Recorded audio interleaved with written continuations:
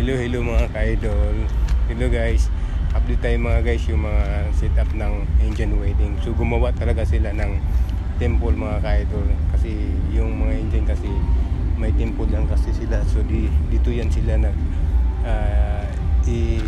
i-worship sa kanilang ginagawa. So yung pinaka-temple nila. So yung mga tibunan, yung mga chairs nandyan na rin yung sa harap. Tapos ayan mga guys, na pupunta na yan sila doon sa pinaka actual event.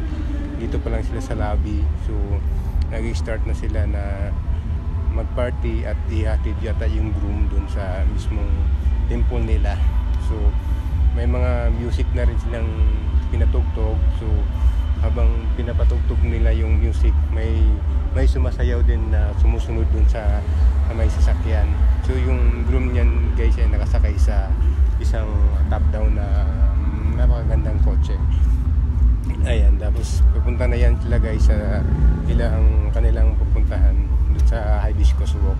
So ang ganda ng mga music, pang Indian talaga, pang Indian na music. Hindi ko maintindihan pero yung tugtog na parang gusto mo rin sumabay sa tugtog.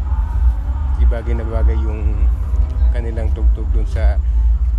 So ayan guys, yan muna ang ating ganap ngayon. So matatapos na yung kanilang event. Thank you for watching.